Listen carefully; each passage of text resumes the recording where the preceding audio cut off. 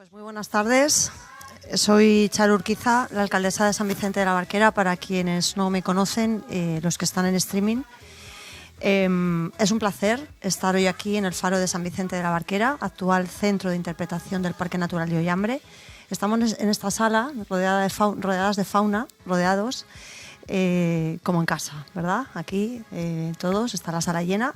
Gracias también a todos los que estáis presentes hoy aquí físicamente, porque es un placer poder transmitir que el Ayuntamiento de San Vicente de la Barquera lleva muchos años interesado por el mantenimiento de la historia de la Institución Libre de Enseñanza y concretamente en esta legislatura, desde casi el principio y concretamente desde enero del 2024, que hicimos una reunión en Madrid, manifestamos nuestro compromiso de que la Institución Libre de Enseñanza vuelva a ser visible, por lo menos en San Vicente de la Barquera, puesto que la historia nos une muy íntimamente a la Institución Libre de Enseñanza.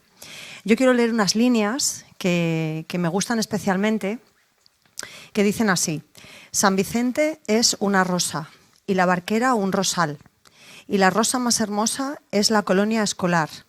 La colonia en San Vicente está enfrente de la barra y desde allí se divisa el castillo y sus murallas. Esto es un fragmento del himno que todos los niños que venían a las colonias, y que la última fue pues justo antes de irrumpir la Guerra Civil en el año 36, a San Vicente de la Barquera vinieron 53 niños con sus 6 profesores, llegaron a la estación de la Cebosa y vinieron andando hasta lo que ahora es una ruina, que sabemos que está en la Maza. Bueno, son paredes rodeadas de bardales y ahí está, y es una señal inequívoca de que la ILE como institución estuvo presente en San Vicente de la Barquera. Sabemos que procede del año 1876, su fundación, y que el director fue Francisco Giner de los Ríos, del cual tenemos una calle en San Vicente de la Barquera, en la zona de la playa, y procede de una protesta por un grupo de catedráticos que se manifestaron en contra del control estatal en educación. A partir de ahí, lo que defendían era la libertad de cátedra y la neutralidad ideológica. Querían que se promulgara un respeto a la conciencia individual y un modelo pedagógico integral, laico y progresista. A partir de ahí hay una lucha que, bueno, pues se viene condenada por el régimen de Franco, y después se reanuda en el año 1982 aproximadamente. Genera una gran influencia en el programa educativo de la Segunda República, y a mí, pues de verdad que me gustaría que siguiera generando mucha influencia, que las colonias se recuperasen y, por supuesto, sin olvidarnos de dónde estamos, en el Parque Natural de Ollambre, en el corazón del parque. Somos 5 municipios los que formamos parte de esta gran belleza, pero está claro que lo que se buscaba era una ubicación privilegiada donde los niños pudiesen adquirir y desarrollar un pensamiento crítico, rodeados de naturaleza, con nuestros valores ambientales, y que fuesen adquiriendo ese equilibrio entre el cuerpo y la mente al final. Yo no me voy a extender más porque estoy en una mesa absolutamente privilegiada. Es un honor para mí contar con los ponentes que me acompañan. Y bueno, pues después de esta presentación, Celia, yo te voy a pasar el legado de continuar. Muchísimas gracias a todos. Siéntate aquí.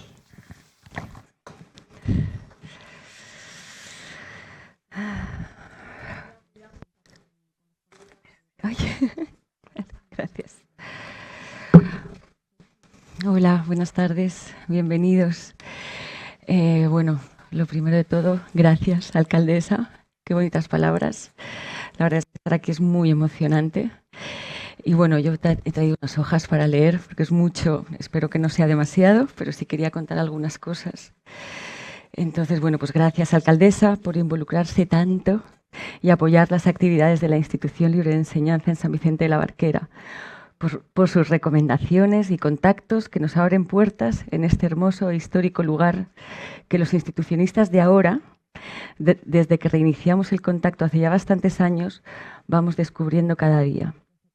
Fue la alcaldesa quien, nada más tomar posesión, inauguró en 2023 el primero de los talleres que la ILE ha comenzado a impartir en esta nueva etapa de la ILE en San Vicente, y con ella cerramos las actividades de 2025.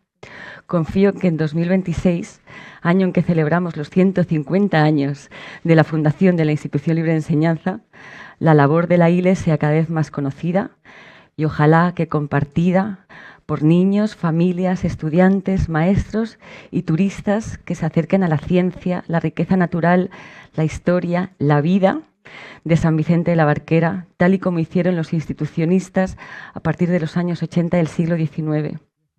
Siempre es un buen momento de agradecer la excelente acogida que nos han dispensado los sucesivos equipos municipales. Gracias también a Julián Vélez y a los 3 ponentes que nos acompañan. Y, por supuesto, al Centro de Interpretación del Parque Natural de Ollambre, por cedernos esta sala, que tiene unas vistas magníficas. Para nosotros es emocionante estar en el faro que hace más de 100 años visitaban los niños en agradable paseo durante sus habituales excursiones de las colonias de vacaciones. Y bueno, gracias a las gentes de la institución surgieron en las diferentes regiones españolas grupos de personas comprometidas o simpatizantes con el proyecto modernizador de la ILE.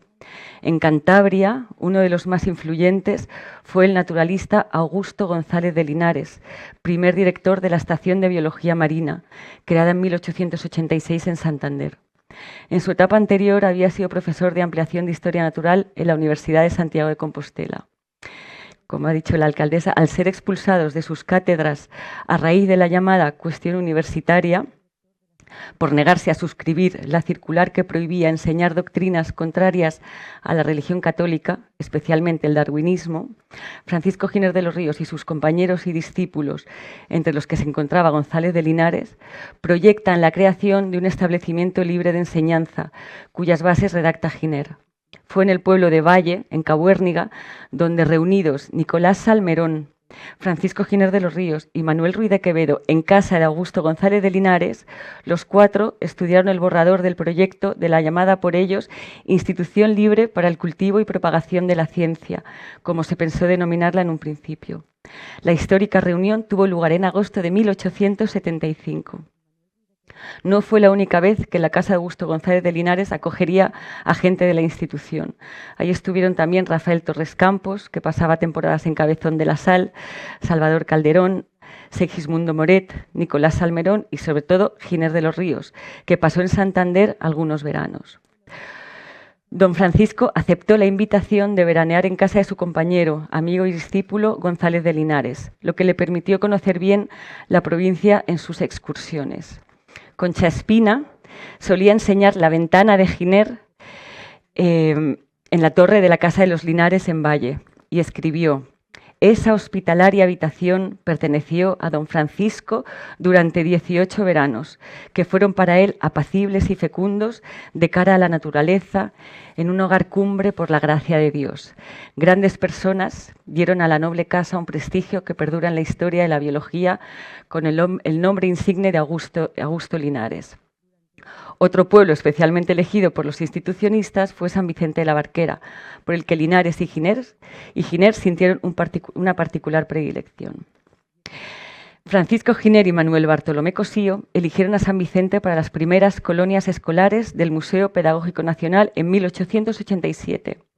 El éxito de esta experiencia dio lugar a la construcción, a partir de 1904, de los 2 pabellones a cargo de la Corporación de Antiguos Alumnos de la Institución Libre de Enseñanza. Era criterio de Giner que debiera darse preferencia a los emplazamientos de las colonias junto al mar, siempre que estuviera el lugar bien comunicado. Antes de ello, los veranos de 1880 y 1881 recorrieron en el mes de agosto Cantabria alumnos de la institución acompañados de profesores encargados de mostrarles las bellezas naturales y artísticas de los diferentes puntos de su territorio. En el proyecto modernizador institucionista resultaba imprescindible viajar, en excursiones para estudiar la naturaleza, en visitas a ciudades de interés cultural o en salidas más largas fuera del periodo escolar. El viaje permitía el descubrimiento de otros mundos y era otra manera de nombrar la educación, concebida como una experiencia total a lo largo de la vida, que es a su vez un viaje. Como reza una circular a los padres de los alumnos de la ILE en 1881, comillas, En las excursiones los alumnos hacen largas caminatas, toman baños de mar y de río, practican ascensiones, trazan croquis de terrenos con curvas de nivel, herborizan y recogen colecciones de minerales, visitan y estudian monumentos arquitectónicos y obras de arte, minas, fábricas, puertos y faros. Estudian sistemas de cultivo, extracción de minerales y elaboración de primeras materias. Se ejercitan en el difícil arte de observar y en el trato de gentes de diversas clases sociales. Se acostumbran a vivir en una relativa independencia, desarrollan su individualidad. Por todo ello, Giner concluye que un día de campo vale más que un día de clase. En la pedagogía institucionista, el pensamiento es inseparable de la acción y se va construyendo desde la experiencia.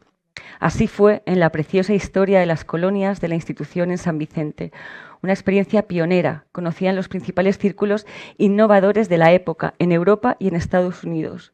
Una historia que nos ha dejado un valioso legado compartido, que en la Institución Libre de Enseñanza nos hemos esforzado en recuperar desde que Julián de Zulueta, con la ayuda de Jesús Garzón y otros amigos, inició el actual proyecto.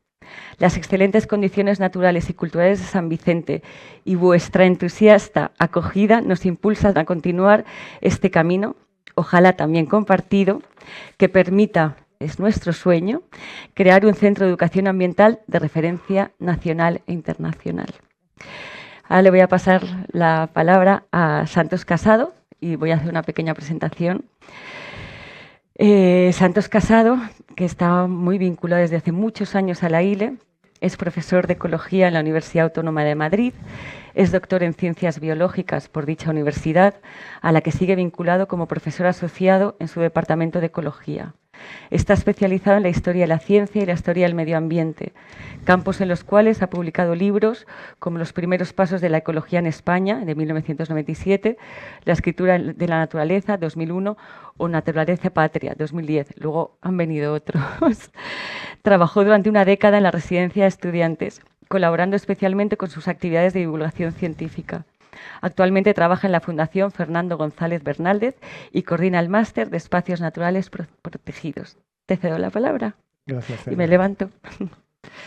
Pues, tenemos aquí unas sillas, por alguno de los que estáis fuera la quiere aprovechar, porque el espacio es un bien valioso en este momento, en esta sala.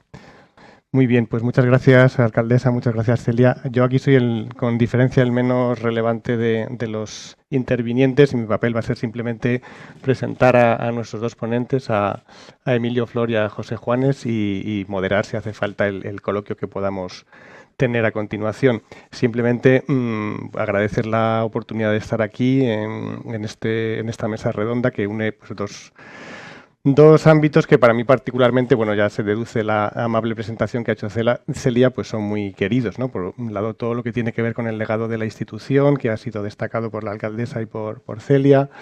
En fin, no voy a decir nada más porque lo han explicado perfectamente. Ciencia, educación, cultura y naturaleza.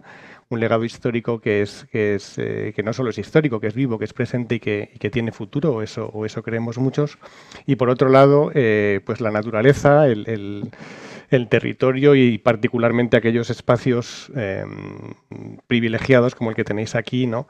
Que han merecido esa distinción que la sociedad hace de lo mejor que tenemos en nuestro territorio, que son los espacios naturales protegidos, ¿no? Los parques naturales, los parques nacionales. Bueno, pues aquí tenéis esta maravilla que es el Parque Natural de Ollambre. Entonces, esta combinación, el legado de la institución y la naturaleza de Ollambre, pues para mí es como la perfección, y me encuentro pues muy contento de poder simplemente presenciar un diálogo que se mueve entre estos polos, ¿no?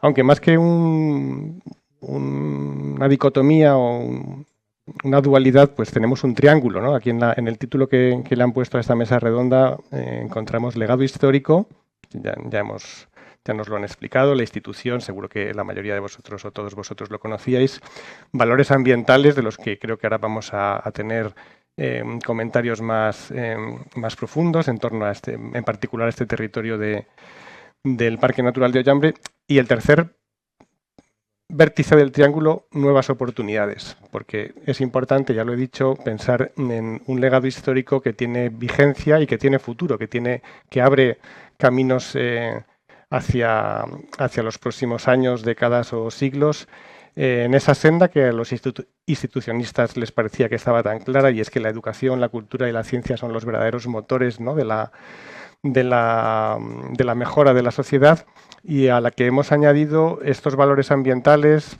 la terminología actual, pues la sostenibilidad, como lo queráis llamar, pero que realmente están también presentes en las propias raíces de la institución. Lo contaba Celia ahora hace un momento, en esa vocación de llevar la educación al campo, de llevar la educación a la naturaleza y de contribuir a que la naturaleza fuera apreciada y valorada por la sociedad española de su tiempo, lo cual a finales del XIX tenía mucho mérito. Es una tarea siempre pendiente, evidentemente se ha recorrido mucho camino, ahora estamos en un centro que es de educación ambiental, de interpretación ambiental, así que en ese sentido está claro que hemos avanzado mucho, pero sigue habiendo camino por recorrer, y por eso, pues, en lo que nos cuenten Emilio y José, y en el diálogo que podamos tener con vosotros, pues seguro que aparecen ideas interesantes. Y no digo nada más y simplemente presento a los verdaderos protagonistas de la mesa, a Emilio y a José. Si queréis podéis hablar en este orden, por ejemplo. No lo hemos hablado, pero lo improviso en este momento. Primero Emilio y luego José. 15 minutos, si os parece, cada uno, algo de ese orden. Lo importante es quizá el coloquio que haya. Exacto, y luego os interpeláis o os contestáis entre vosotros, y abrimos también la palabra a todos los amigos que nos acompañan. Emilio, no voy a hacer una presentación formal curricular que nos llevaría tiempo y que yo creo que sería más enfadosa que otra cosa en este momento. De Emilio Flor sí quería destacar pues dos rasgos, ¿no?, como persona que ha trabajado durante muchos años en la administración pública y especialmente en ese sector complicado y meritorio que son los temas ambientales, y en el cual ha tenido distintas responsabilidades, incluyendo la de llegar a ser en un determinado momento de su trayectoria director general de Medio Ambiente, siempre en el ámbito de la Comunidad Autónoma de Cantabria, y el que a mí me ha hecho más ilusión en la conversación que hemos tenido antes de empezar, ¿no?, donde hemos conversado un poco sobre estas cuestiones, el de haber sido el primer director del Parque Natural de Ollambre, cuya creación, le comentaba yo a Emilio, en los años 80 ya me parece un episodio al que le he puesto el adjetivo de heroico, ¿no? Esos años 70 y años 80, donde los primeros parques se fueron creando en distintos lugares de España, también aquí en Cantabria, en el caso de Ollambre, y Emilio pues tuvo esa responsabilidad que me parece realmente destacable de ser el primer director de ese espacio protegido y abrir brecha en ese sentido. Así que ahora vamos a tener la oportunidad de escuchar sus reflexiones a partir de esa dilatada experiencia. Y en el caso de José Juanes, pues es un poco el polo de la ciencia, de la investigación, del conocimiento. A menudo hablamos de la importancia de establecer diálogos, puentes entre la investigación y el conocimiento científicos y la gestión, los gestores, los que están en el territorio. Bueno, pues aquí lo tenemos en un estado de casi perfecto, ¿no?, el conocimiento y la gestión. José Juanes, muchos le conoceréis, yo le he conocido hoy, que es una de los alicientes que tenía para venir aquí. Hace unos años, hablando con los amigos de la institución, les animaba a que establecieran contactos con el Instituto de Hidráulica de Cantabria, y en particular de Hidráulica Ambiental de Cantabria. Gracias, José. Y en particular les sugerí tu nombre como persona de contacto a través de una amiga común, Marta Mújica, que me lo había recomendado, y pues parece que ha sido una operación exitosa y me congratulo, y ahora pues tengo la oportunidad de conocerte en persona. Bueno, el Instituto de Hidráulica Ambiental de Cantabria, seguro que lo conocéis, es una de las joyas de la corona de la investigación científica aplicada al territorio y al medio ambiente, no solo en Cantabria, que por supuesto, sino en toda España. Hacen una labor realmente fantástica en temas de muchísima relevancia y de muchísimo futuro, especialmente en el contexto de cambio global. No solo cambio climático, sino cambio global en un sentido más amplio en el que nos desenvolvemos, de manera que están liderando investigación y proyectos nacionales y europeos e internacionales, como digo, de muchísima relevancia en todo esto que tiene que ver con cómo gestionamos, cómo conservamos y cómo nos adaptamos a estos retos y cambios que tienen que ver en particular con el agua, con los sistemas acuáticos, con los sistemas costeros y marinos, que en Cantabria evidentemente tiene una importancia especialmente relevante. Así que José Antonio Juanes, como investigador de excelencia, ¿no? de primera categoría, desde este centro que también lo es, el IHC, el Instituto de Hidráulica Ambiental de Cantabria, pues creo que atesora una experiencia sobre sistemas costeros, en particular las maravillas que tenéis aquí de tipo estuarino, las rías, los estuarios, que le califican como un experto idóneo para hablar esta tarde de todos estos temas, y además viene estableciendo, tanto él como el Instituto, por lo que me han estado contando, una fructífera colaboración con la Institución Libre de Enseñanza y los proyectos locales que está teniendo lugar en este territorio en los últimos años. Así que muchísimas gracias, José, por tu presencia. Y sin más, pues os doy la palabra, primero Emilio, después José, y luego pues a todos vosotros, cuando quieras. Bueno, pues muchas gracias por la presentación, que ha sido tremendamente amable. No sé casi por dónde empezar, pero bueno, empezaremos por el principio, como se suele decir. Y empezar por el principio quiere decirse que hay que ponerse un poco en lo que era Cantabria y San Vicente en la época en la que se creó el parque. Estamos hablando del año 88, la década de los 80. En la década de los 80 se estaba inventando el ordenador personal, todavía estaba en balbuceos y no se había inventado Internet, ya no digamos que no había móviles, etcétera, pero ya no solo eso a nivel internacional, que nos puede levantar un poco el pelo de punta, sino que en Cantabria, yo recuerdo que en el mismo año 88 estábamos empezando a desarrollar el plan de rector de gestión de residuos sólidos urbanos, empezando a poner recogida de basuras en todos los ayuntamientos. Cuando se declaró la autonomía en el año 83, solo 40 ayuntamientos de los 102 tenían recogida de basuras, y la mayoría, no, la totalidad de ellos era recogerla para ir a tirarla a un vertedero incontrolado, cuando no al río o al mar directamente, como hacía un ayuntamiento que se llama Ribamontán al mar, y va al mar. Entonces empezamos a hacer tratamiento de residuos sólidos y entre estas cosas contenerizábamos los distintos ayuntamientos. Yo recuerdo que en Liébana pusimos un pequeño horno incinerador que luego ha sido sustituido por una planta de transferencia en un pueblo el acceso a un pueblo que se llama Torices. Y cuando se fue a inaugurar, se pusieron los contenedores, 2 contenedores en la entrada del pueblo, porque no podía entrar el camión por las calles que eran muy estrechas y tal. Y había una señora que no hacía más que mirarnos y sonreír y hacer así con la cabeza. Yo le pregunté, señora, ¿qué le pasa, que no está contenta con que se ponga la recogida de basuras y tal? Dice, sí, contenta, ¿cómo no voy a estar? Dice, pero ¿no hubiera sido mejor que se pusiera antes la luz y el agua? Y no tenían ni luz ni agua en el pueblo. Y eso era la realidad de la Cantabria. Claro, había el plan de electrificación rural, etcétera, que cada año tenía que acabar llevando la luz y el agua a los municipios. Entonces, claro, las carencias eran tales que cuando uno se preocupaba por el medio ambiente, pues se exponía a que le dijeran, la primera vez en el año 84 que presentamos un presupuesto para iniciar un plan de rector de residuos sólidos, pedíamos 4 millones de pesetas, no eran euros, entonces, para empezar a hacer los estudios. Y el consejero que estaba entonces, que dependía, era medio ambiente, estaba integrado en obras públicas, nos dijo a José Luis Gil, el director general, Antonio Cendrero, que vino a acompañarnos de la universidad, y a mí, cuando fuimos a presentarle el boceto del plan y le pedimos el presupuesto de 4 millones, nos decía, sí, tenéis razón, pero mientras haya cosas importantes que hacer, vamos a gastarnos 4 millones en la basura. Bueno, pues esa era la postura, pero que reflejaba el sentir de la sociedad. el sentir de la sociedad. Yo recuerdo que en Isla, donde yo iba muchas veces en fin de semana, había siempre un matrimonio que se iba de excursión con las niñas y comían con una mesa y unos taburetes y tal, y se instalaban en un rellano de una curva que había en la entrada de la ría y comían todos los días allí, que era el vertedero. Y se iban al vertedero porque no les parecía extraño. O sea, no habrá sitios bonitos en Isla y en Cantabria para ir a pasar el fin de semana y a comer al aire libre que en el vertedero, ¿no?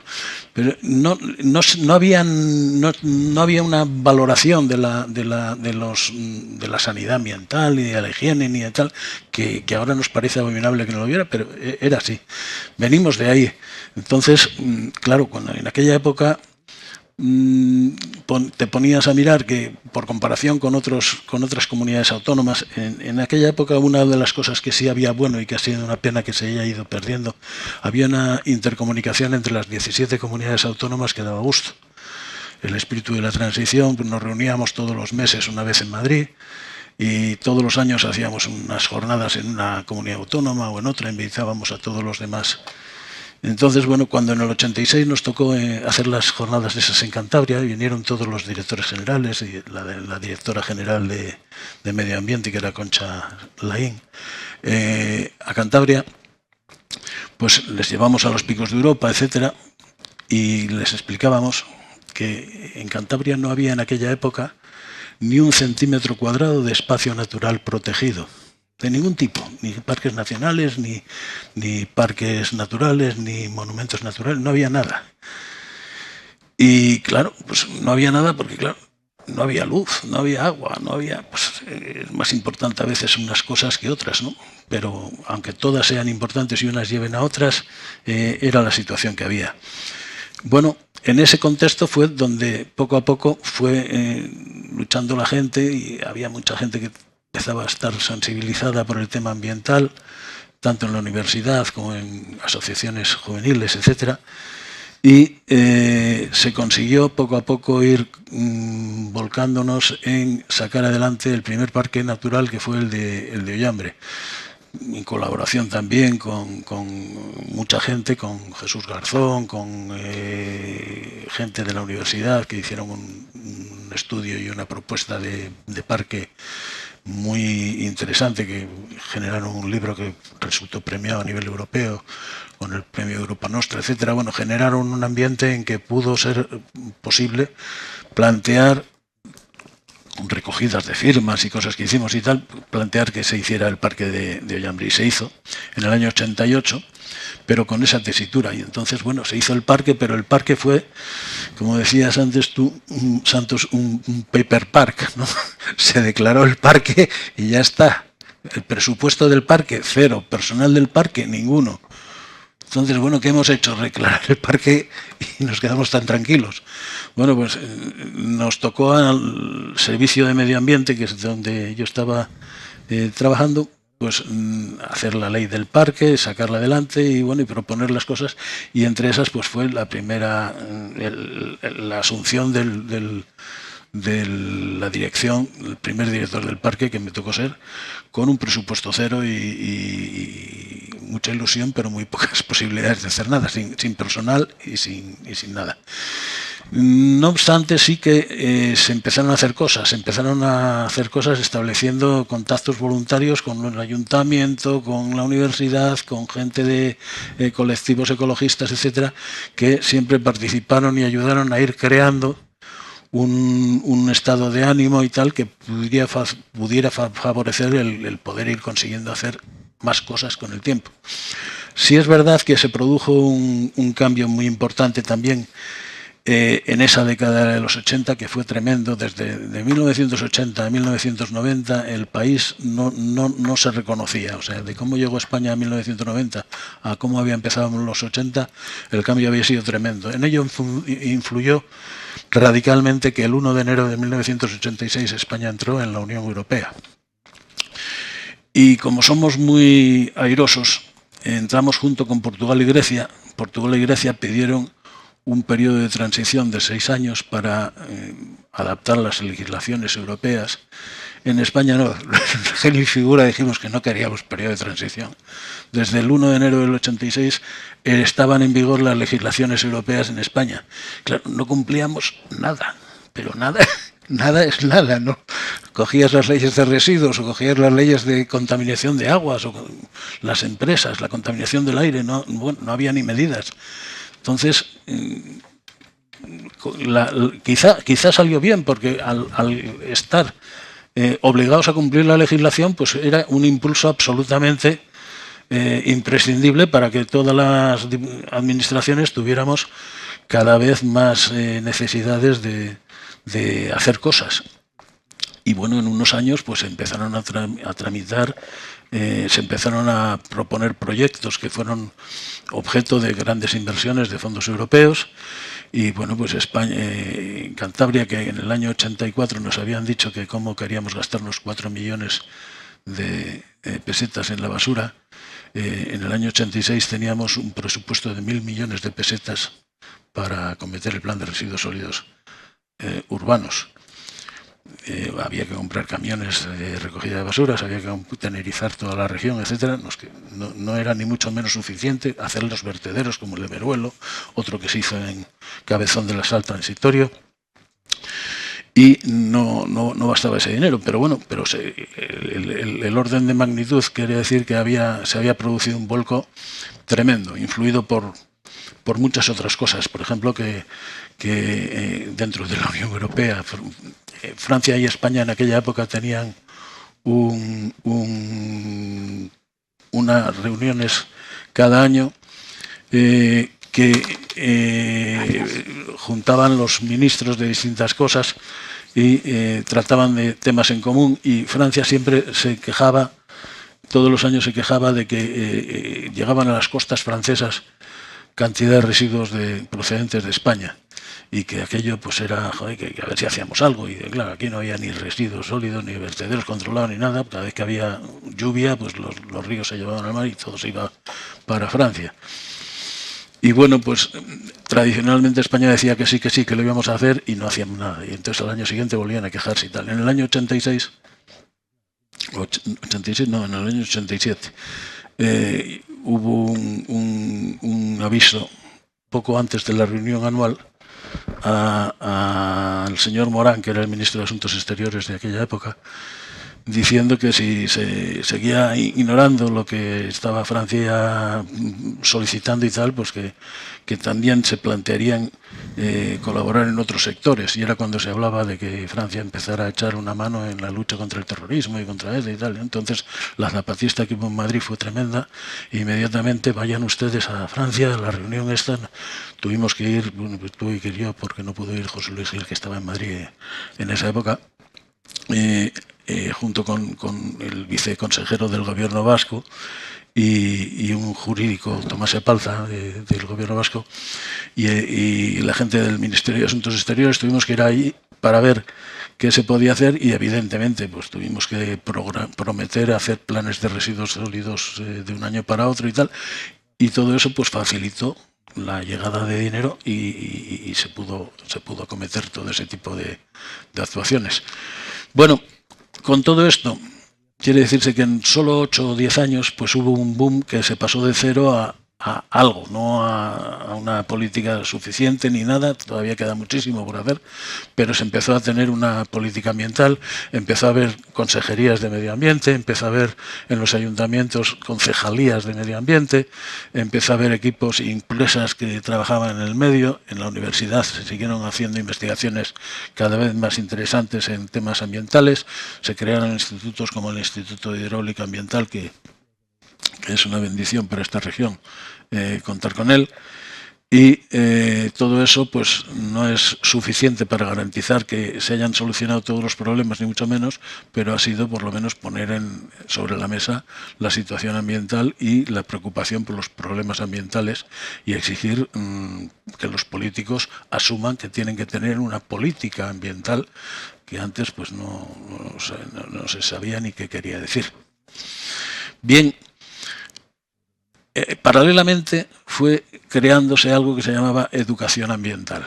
y aquí la Institución Libre de Enseñanza estará tremendamente interesada en ver cómo se puede impulsar desde aquí.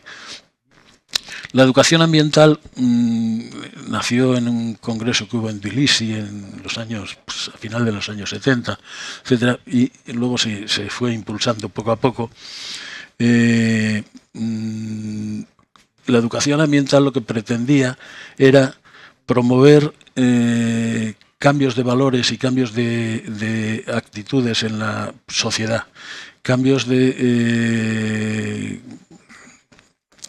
valores en el sentido de ir estableciendo lo que se llama una ética ambiental. Tratar de ir creando una conciencia ambiental de los problemas generales del planeta. Y los problemas generales del planeta son cuando se habla de medio ambiente, se tiene que distinguir medio natural de medio ambiente. El medio natural es el medio natural, es la naturaleza. El medio ambiente es esa naturaleza utilizada por la sociedad y en qué se convierte y en qué se transforma y qué es lo que es, que cambia mucho. Ahí hay una importancia socioeconómica tremenda y es la diferencia entre medio natural y medio ambiente. El medio ambiente es el medio natural más la actividad humana.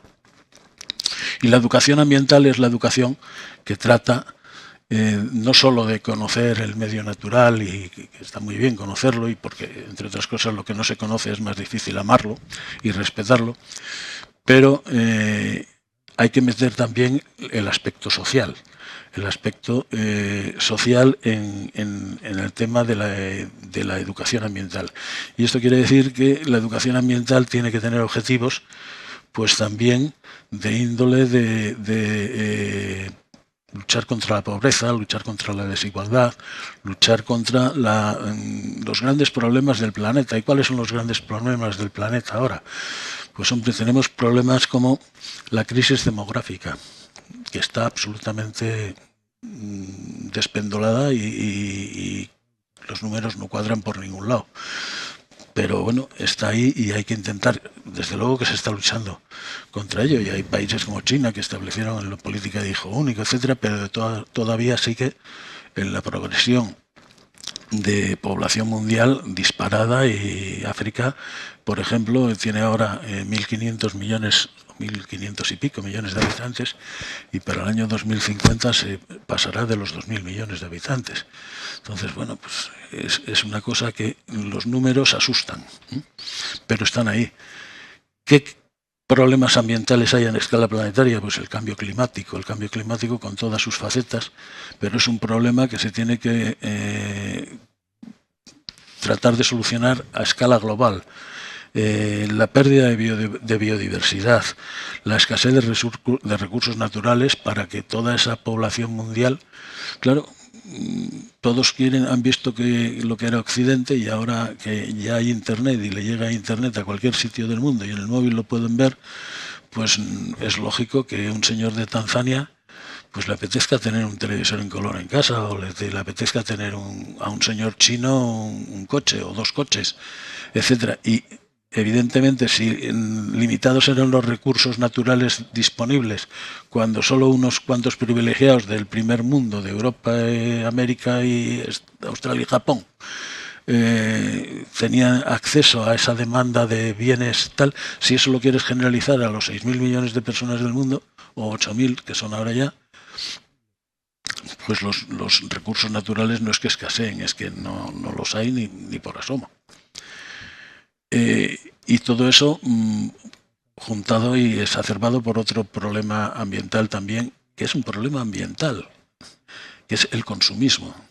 Consumismo, ¿por qué no es un problema social simplemente? ¿No? Es un problema ambiental porque incide en el medio ambiente, incide en el uso de los recursos, incide en que se agoten las posibilidades, que se tenga que esquilmar muchos fondos de recursos, y todo eso debe ser objeto de la educación ambiental. O sea, la educación ambiental no se concibe que se dedique, por ejemplo, a estudiar simplemente las mariposas y las plantas y tal del entorno, que también, sino que tenga en cuenta lo social para ver cómo se puede ir cambiando, creando una ética ambiental y creando una manera de ser que sea participativa, que sea abierta, que genere la participación de la sociedad en la búsqueda de soluciones y en el desarrollo de las actividades luego para hacer frente a esa política ambiental. Que una de las cosas que tiene, y por lo que han fracasado muchas veces proyectos importantes de educación ambiental hasta ahora, es porque en España somos especialmente duros para ello. La política ambiental, para ser eficaz, tiene que ser una política, y la educación también, transversal. Es decir, no se concibe que vaya por un lado la Consejería de Medio Ambiente haciendo un tipo de política ambiental y la de Obras Públicas ignorando completamente lo que hace la de Medio Ambiente por otro lado, o la de Ganadería por otro lado, y la de cada uno por su lado. Ni se concibe que en un país como España pues esté una comunidad autónoma haciendo una cosa y otra comunidad haciendo lo contrario.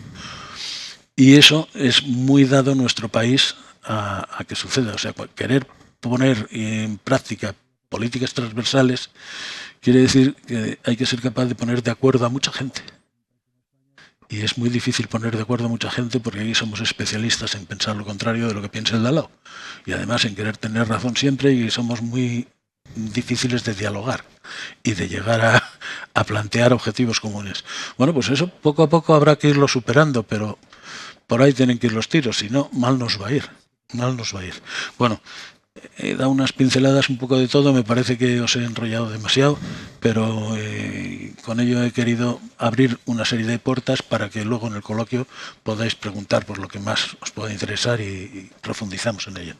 Y ahora, Santos, ahí, José, vale. turno. Muchas gracias a todos, Santos, por las palabras, efectivamente, por ese contacto con Marta que lo tenemos hace muchos años, gracias a la Institución Libre de Enseñanza, porque de alguna forma se acercó a nosotros hace un año por ahí, ¿no? Luego, la verdad que los tres personas que estamos en la mesa decimos ir muy para adelante, como no va a ser, ¿no? Luego vamos a hacer esas cosas que no hay presupuesto, ¿no? Pero no os preocupéis, que no es una cosa de presupuesto, es una cuestión de interés, ¿no? Parece que en un mundo en el que la gente se está metiendo en las pantallas, creo que es importantísimo sacar a la gente al campo y enseñarles lo que hay, ¿no? Porque es la mejor forma de que perdamos un poco ese individualismo feroz al que estamos metidos, que creo que es parte de la propia pantalla, y empecemos a pensar un poquito en términos colectivistas, como pensó la Institución Libre de Enseñanza en su momento. Me agrada también pues, todo el relato en relación a Gonzalo Linares. Yo soy biólogo, pero soy biólogo marino. Yo empecé trabajando y sigo trabajando en las algas, en la caloca. Entonces, para nosotros, Augusto González Linares es el padre.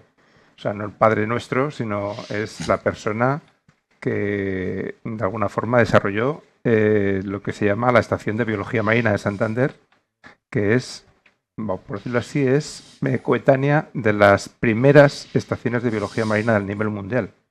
Estamos hablando de la de Goose-Hall o la de Nápoles.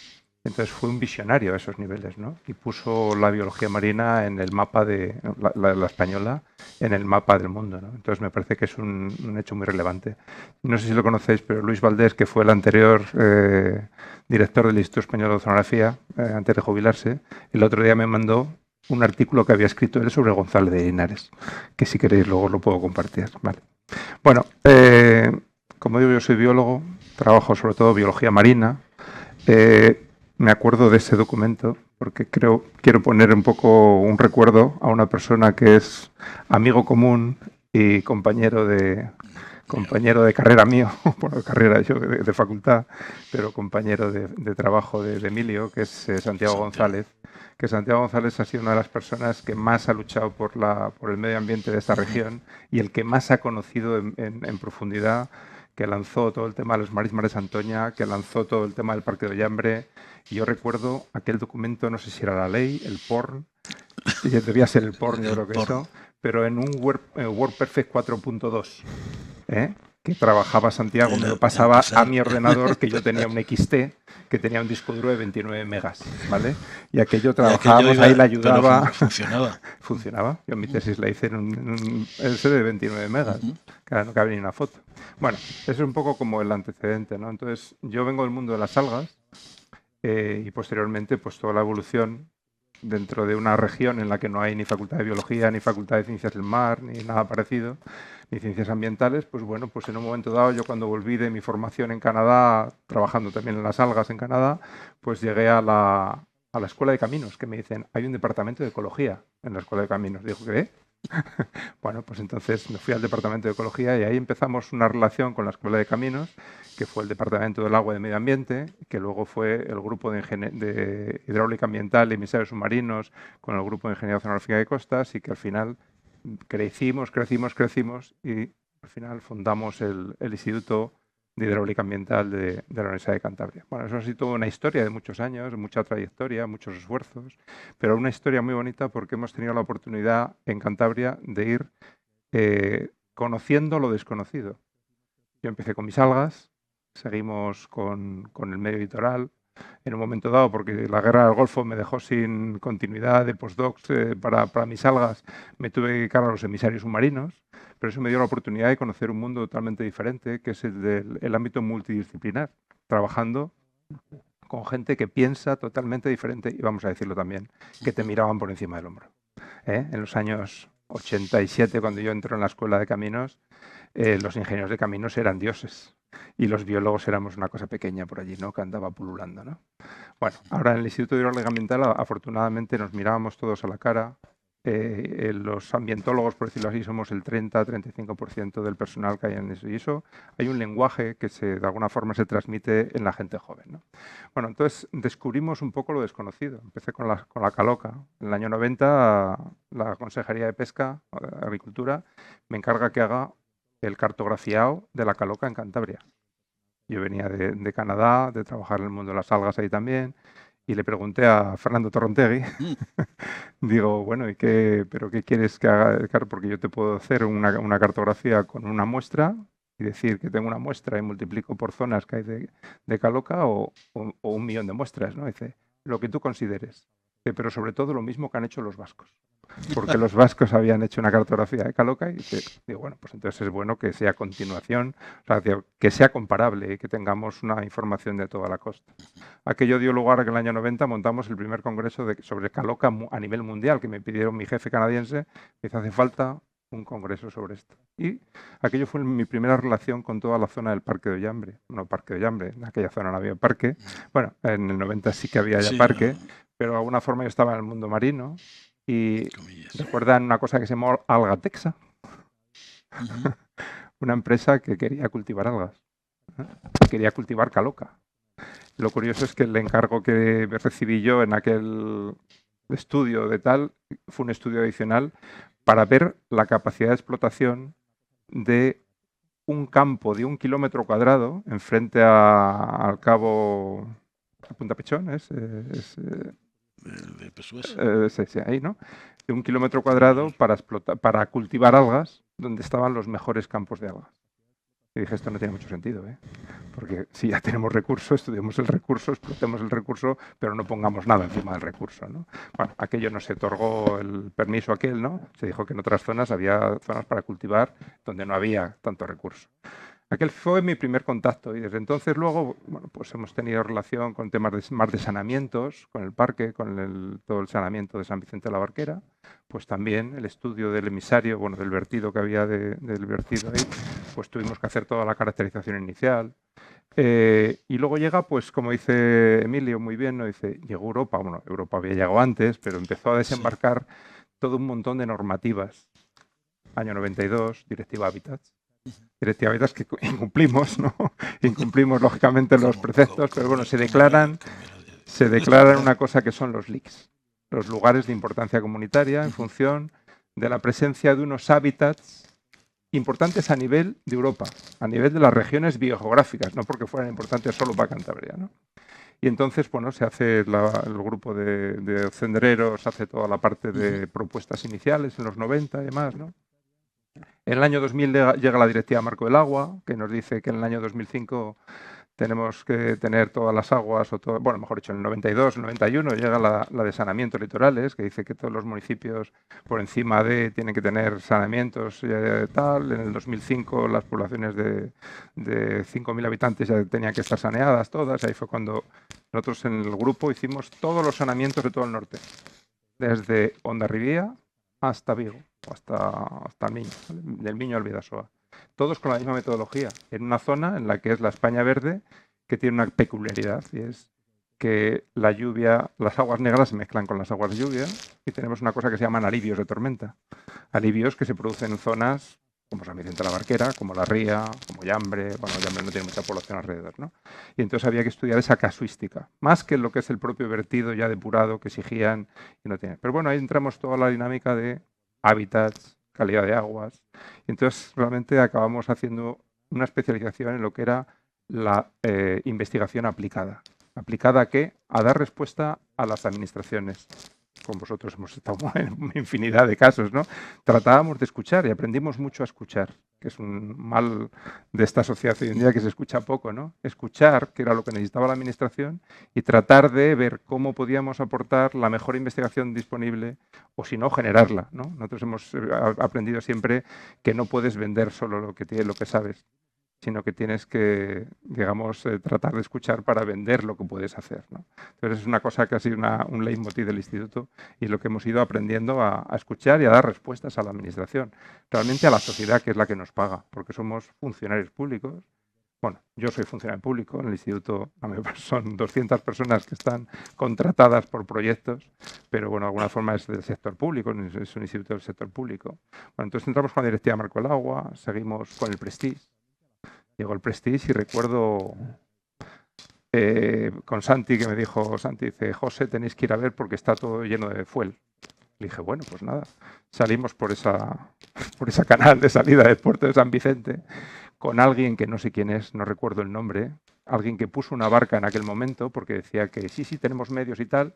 Y si yo no salí, yo iba por costa y salía Araceli, mi compañera, con ellos por la canal de salida y le dije, Araceli, daros la vuelta. Digo, no sé quién te lleva, pero el que te lleva no sabe, no puede navegar, porque es que estaba saliendo un día que era imposible. Bueno, al día siguiente ya fuimos con alguien, con un furtivo, que no sé quién era tampoco, no me acuerdo el nombre, pero que afortunadamente conocía muy bien la costa y nos llevó con una Zodiac pegaditos a la costa, haciendo fotos, todavía tengo las fotos ahí, de todo lo que era el efecto del Prestige sobre la costa desde aquí hasta Tinamayor. Otro contacto que tuvimos con todo lo que es el parque de las rías occidentales que llamamos, ¿no? Aquello fue muy bonito porque cuando volvimos fuimos a revelar rápidamente las fotos y le dije a Santi, que era a cenar con Santi, ¿no? Y le dije, mira, fíjate cómo está esto de fuel. Y me dice, no puede ser, ¿y qué vamos a hacer? Y dije, pues nada, está todo de fuel, todo lleno de fuel, todo lleno de fuel. Y cuando estaba ya casi llorando el hombre, ya le dije, mira, esto te lo muestro para que veas que no se puede mandar a la costa a gente que no sabe de qué va el tema. Digo, todo eso que ves ahí no es fuel, son cianoficias. Si te fijas, según llegas ahí en la costa, que cae el agua dulce, y el agua dulce genera todo un montón como de manchas violáceas, negras, que parecía fuel. Digo, y eso no es fuel, son algas. Y en el medio ves que están las lapas que están jalándose todas esas algas. Digo, para que veas que no. Y realmente el fuel no hizo gran daño realmente. Hubo un esfuerzo muy importante por proteger. Recordemos la ría de San Vicente con esa barrerona que se rompió 2 veces. Y bueno, pues ese fue otro contacto que tuvimos ahí con el Prestige y demostramos con el conocimiento que no había habido efecto, no se perdió, al menos en la parte litoral, ni una sola especie, ni se redujeron las abundancias. Eso sí, los percebes tenían hidrocarburos hasta las cejas, que se para decir que habían estado en contacto, pero el medio había sido capaz de digerir aquello, ¿no? Bueno, y vamos a llegar ya al punto más importante, 2007. Nosotros somos más del mar, somos más de estuario. Y en el año 2007 pues hay una intención de abrir el dique de Ollambre, uno de los diques de Ollambre, mejor dicho, el del molino, ¿no? Molino de mareas. Entonces dice, hay que abrirlo. Mis compañeros, los oceanógrafos físicos, hacen todo el estudio, pusieron ahí todo tal, y dijimos, oye, es una oportunidad de oro para hacer un seguimiento de esto. Vamos a abrir la Ría de la Rabia. Y la Ría de la Rabia sería, bueno, interesante saber por propio conocimiento para ver cómo responde un espacio que ha estado cerrado durante 30, 40, no sé cuántos años, ¿no? Y entonces de aquello pues se convierte que aquella apertura que decíamos suficiente decían los oceanógrafos, nosotros decíamos, ¿y por qué no se pone un puente? Y se hizo un puente, hizo el puente de la ESA. Y entonces en aquel momento pues creo que era la demarcación de costas, pues hace un contrato y el contrato de seguimiento y hace un seguimiento de 1 año. Y nosotros le dijimos, ¿y qué queréis hacer con un seguimiento de 1 año? ¿pensáis que con un seguimiento de año ya tenemos ya la solución a esto? Digo, creo que es una oportunidad para poner en valor lo que se ha hecho y tratar de hacer un seguimiento. Bueno, como somos, los biólogos siempre decimos que generamos un método científico, nos dan una pregunta y generamos 5 preguntas, incumplimos presupuesto, pero generamos muchas más preguntas y más conocimiento, ¿no? Entonces, bueno, pues le convencimos al instituto y dijimos, oye, teníamos una chica haciendo una tesis doctoral en estuarios, dijimos, vamos a hacer el seguimiento de esto no un año, sino vamos a hacerlo durante todos los años que nos quedan. Y así ha sido. Y desde entonces estamos vinculados a Ollambre, porque empezamos a hacer el seguimiento y en el seguimiento pues vimos cómo la marisma no respondió ni la primera semana, ni el primer mes, ni el primer año. Eso sí, el agua enseguida cambió. Pasó de ser un agua más dulce a ser un agua más marina. La calidad del agua varió rápidamente, ¿no? Los fondos no respondían, los fondos seguían estando un sedimento que era más sedimento fino, las especies que había eran más de agua dulce, pero poquito a poquito, al cabo de año y medio, de repente, pues bueno, fuimos graduando el seguimiento, ¿no? De todo tipo, aguas, biota, y entonces de repente empezaron a aparecer unas algas. En el fondo del sedimento empezó a aparecer unas algas verdes y empezaron a aparecer especies pioneras, las salicornias, arcocornia, las que se comen ahora en ensaladas por ahí, ¿no? Bueno, pues esas. Y eso pues fue restaurándose. ¿Qué pasaba? Que en aquel momento el cierre había dado lugar a uno de los problemas ambientales que tenemos en toda la zona, que era la invasión total y absoluta de toda la ría de la Rabia por una cosa que se llama la chilca, que es un arbusto americano, que se había comido todos los juncales y demás y tal. Se hizo una actuación importante de retirada de toda aquella masa y la propia salinidad hizo su efecto. Y hoy en día, cuando vamos por ahí, pues es un primor ver que es una marisma bien conservada, ¿no? Bueno, a partir de ahí, pues tuvimos una experiencia de 7 años y también tuvimos la oportunidad de que el Gobierno de Cantabria nos solicitó que hiciéramos los planes de gestión que llevaban incumpliendo años, los planes de gestión de los LICs, de la Red Natura Europea. Y ese conocimiento, en aquel momento nadie sabía cómo era un plan de gestión de un LIC, porque sabíamos hacer planes de ordenación de recursos naturales, planes de rectores de usos y gestión, de espacios protegidos, pero lo que pedían con los LICs era otra cosa. Era un plan de gestión de algo que debía fomentar la sostenibilidad, es decir, lo que decía el medio ambiente, no solo el medio natural, sino tratar de concienciar a que el desarrollo socioeconómico de las zonas puede ser compatible con lo que es el desarrollo de los espacios naturales. Bueno, pues aquella hicimos todo el estudio en todas las rías y en todos los ríos de Cantabria, bueno, todos los espacios naturales, espacios de Red Natura de Cantabria, que eran un montón. Hicimos todos los planes de gestión, un documento, bueno, que están ahí colgados en una página que es la Red Natura, que está del año 2011, que es nuestra, porque el Gobierno de Cantabria no, al final el tema de informática lo lleva mal, retrasado, y entonces pues está en una página que está ahí toda la documentación. He traído aquí el documento de la información que había del año 2011 que tenemos de todos los hábitats, especies que había en el plan de gestión y las medidas que se debían de aplicar. Si las han aplicado o no, nosotros ya no continuamos con ello, ¿no? Pero sí que tuvimos la oportunidad de solicitar con el Gobierno de Cantabria pues algún proyecto y pedimos este proyecto, un proyecto LIFE que estuvimos participando y que Ollambre fue una de las joyas. Ollambre fue uno de unos temas de trabajo.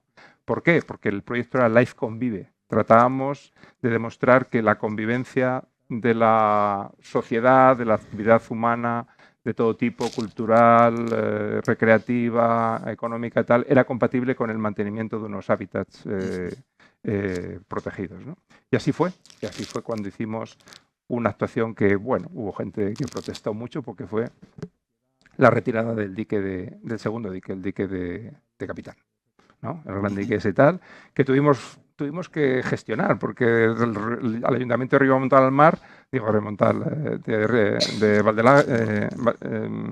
Valdáliga, pues nos dice, no, es que no se puede quitar, que la gente no quiere que se quite eso porque era un paso. Digo, no puede ser que no es que lo quiten o no lo quiten. El problema es que hay unos huecos y es un problema o sea, si esto viene alguien de prevención y lo tira todo. Porque es que era un peligro total ver pasar a la gente, había agujeros, se estaba desmontando ya y tal. Y nosotros tratábamos de recuperarlo, pero no, es que no se puede hacer otro y tal, ¿no?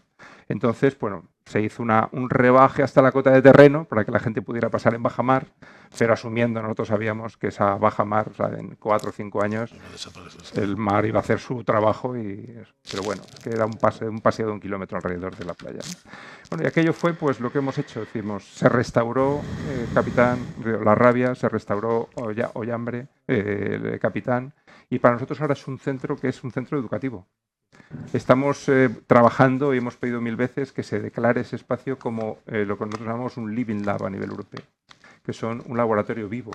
¿Por qué? Porque ahí, aunque no lo sepan ustedes, tenemos sistemas de detección de la sedimentación y la creación. O sea, es decir, estamos midiendo cómo se está elevando el nivel del mar mediante medidas que tenemos ahí, unos sensores y demás. Tenemos sensores, tenemos estudios de cómo utilizar los sedimentos para captar, para saber cuánto CO2 captan los sedimentos y las marismas en Ollambre. Y para nosotros es un laboratorio vivo. Todos los años traemos a nuestros alumnos de internacionales, de Erasmus Mundus, de tal, a que vean eso y a que vean determinadas cosas. Hay muchos investigadores europeos que han venido muchas veces a hacer el estudio de las marismas y ver un poco lo que estamos haciendo ahí, ¿no? Entonces, bueno, ya un poco por cerrar, es decir, para nosotros ha sido una relación desde la caloca, desde el mar, llenando hacia la parte del estuario, lógicamente todo el mantenimiento de la chilca a ras. Hemos logrado tener un ejemplo demostrativo de retirada total y absoluta, casi absoluta, pero de una especie invasora muy agresiva en los estuarios de Cantabria, pues en Ollambre prácticamente ahora hay unos juncales maravillosos y un hábitat mucho más natural. Entonces, bueno, pues ha sido un poco ese trato. Entonces, la parte educativa con el Lile, pues nosotros estamos ahí abiertos. El sábado creo que tengo un taller sobre la caloca en el Ayuntamiento de San Vicente para contar a niños, mayores y tal, qué es lo que se hace con las algas, cómo nos comemos las algas actualmente de muchas formas y bueno, y cómo pueden interpretar el tema de las algas de otra forma distinta, ¿no? Y nada más, pues yo ya creo que abrimos un poco de debate. Pues sí, yo creo que sí, que es interesante oír lo que tengáis idea de, vamos, interés en preguntar. Aquí estamos. Muy bien, pues sí, muchas gracias. Emilio, José, supongo que estarán de acuerdo conmigo en que hemos oído un montón de historias interesantes sobre cosas que han pasado en este territorio. Es muy posible que muchos de ustedes no conocieran todas ellas, y historias en las que se han repetido, por un lado, retos, a veces difíciles, ¿no? Emilio nos hablaba de esos momentos, ¿no?, en la integración a la Unión Europea, lo que suponía armonizar la legislación y abordar esos retos de gestión, a veces partiendo casi de cero.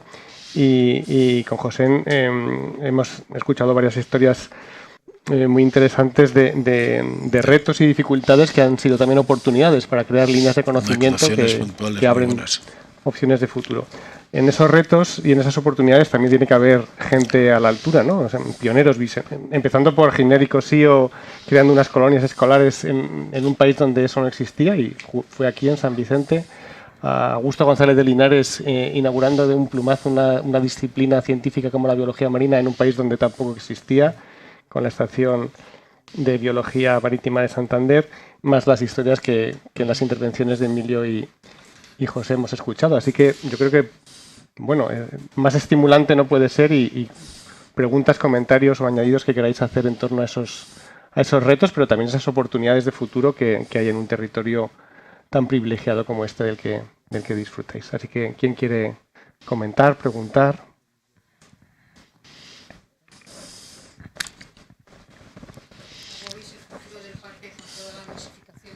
Habla con el micro, porque como estamos en streaming, para que te oiga la audiencia mundial que nos sigue en este momento. ¿Cómo veis el futuro del parque con toda la masificación que hay en verano, por ejemplo?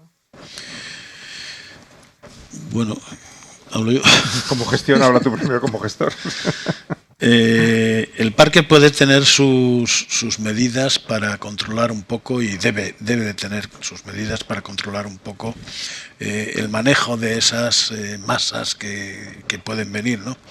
Yo ignoro, porque no estoy ya, me he desvinculado hace ya 11 años de la gestión directa, me jubilé, y ignoro cuál es el plan rector de uso y gestión actual y tal, pero bueno, sí estoy más o menos al tanto de que se está tratando de canalizar y organizar pues aparcamientos y conducir gente por donde sea menos dañino que esta se prodigue, pero vamos, es una de las principales cuestiones a tratar en los parques, porque hay que tratar para no conservar a costa de los conservados. Lo mejor es que el parque sea un aliciente y sea un agente motivador para la población local, la que lo sufre tiene que encontrar algún beneficio en ser parque. Si solo es un paper park, como decíamos antes, que únicamente se limitan y se prohíbe hacer, porque como es parque no se puede hacer esto, no se puede hacer esto y no se puede hacer esto, y luego no saco nada a cambio, pues entonces es imposible que el parque tenga buena acogida por parte de la población. La población tiene que sentir que el ser parque les genera, o espacio protegido, si no es parque o un LIC o lo que sea, esa declaración de espacio protegido les genera un plus en todos los sentidos. Puede ser en el turismo, pero también puede ser en la biodiversidad o en la capacidad educativa o en el gusto, vamos, para conocer. En la educación ambiental hay que tratar de enseñar los contenidos, pero también hacer que la gente aprenda a disfrutar y a vivir su naturaleza y su medio natural, no solo conocerlo desde el punto de vista científico, sino valorarlo, vivirlo, disfrutarlo. Y eso tiene que sentirlo la población local. El reto para los gestores de los espacios naturales tiene que ser ese, ser capaz de canalizar un poco o canalizar mucho, si se puede, la actuación con centros de interpretación, con itinerarios, con aparcamientos y zonas más o menos para encauzar ese turismo. Y por otra parte seguir protegiendo aquello que es delicado. Incluso pues algunas veces habrá que poner áreas de especial protección en las que se deba dificultar o limitar mucho el acceso. Sí. Yo de todos modos creo que mi punto de vista es un punto de vista más negativo. A mí me da la sensación de que, bueno, lo que pasaba con lo que decía Emilio antes, ¿no? Que somos muy capaces de declarar muchas cosas. Declaramos. El problema es que luego no se ponen los medios para que eso se gestione. Entonces, tenemos parque, tenemos Res Natura, tenemos otras figuras y tal, pero no se ponen los medios. Entonces, el problema es que cuando llega una avalancha como la que está llegando ahora mismo, que es una avalancha que viene encima promovida, yo creo que después del COVID, por un interés por el medio natural o al menos por vivir en un ámbito más limpio, aparentemente más limpio, y una actividad más próxima a la naturaleza y demás, ¿no? Pero sin embargo no nos damos cuenta del daño que se está haciendo. Este verano fue caótico lo del famoso botellón de la duna de Somo, ¿no? Pero claro, mi problema es que cuando yo estoy con mis amigos son gente que en principio son gente leída o estudiada y tal, no sé qué, y dice, bueno, tampoco pasará nada por un día, ¿no? Entonces, con esos comentarios, pues dices, sí, el problema es que desconoces absolutamente todo lo que estás diciendo. Entonces, hoy en día, todo el mundo se atreve a opinar sobre temas que no tiene conocimiento para ello, ¿no? Entonces, digo, tú te das cuenta, yo se lo decía así, digo, mira, llevo 20 años, bueno, ya no, porque mi hija ya no está aquí, tiene 33 y ya está fuera, está en Madrid, pero durante muchos años luché con ella porque iban al Puntal. Y entonces, claro, esos días de junio, con un poquito de nordeste, vamos, un nordeste fresquito y tal, digo, ¿dónde habéis estado? En el Puntal. Y digo, ¿y no daba viento? Que sí. ¿Y dónde estuvisteis? En el Hoyito. Y dice, claro. Digo, pero no visteis las barreras, las líneas que decían no pasar y tal y cual. Ay, papá, tal. Y está escuchándome continuamente esto.